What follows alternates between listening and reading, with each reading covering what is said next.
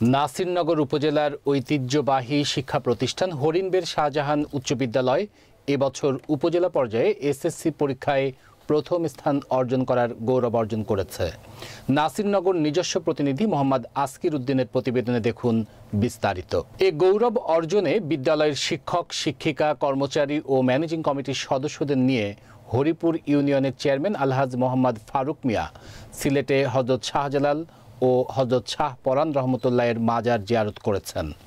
পুণ্যভূমি সিলেটের হযরত শাহজালাল রহমতুল্লাহ ও হযরত শাহ পরান রহমতুল্লাহর মাজার জিয়ারতে উপস্থিত ছিলেন বিদ্যালয়ের সভাপতি শিরিন আক্তার চৌধুরী, ভারপ্রাপ্ত প্রধান শিক্ষক মুস্তাক উদ্দিন আহমেদ, শিক্ষক আশরাফুল বারী, জয়ন্তী শর্মা, আবুল হাসান, আসমিনা ইসলাম, নির্মল চন্দ্র ভৌমিক সহ শিক্ষকবৃন্দ ছাড়াও ম্যানেজিং কমিটির সদস্য জাকির হোসেন, আনোয়ার হোসেন চৌধুরী, আপন দাস সহ অনেক সফর সঙ্গী।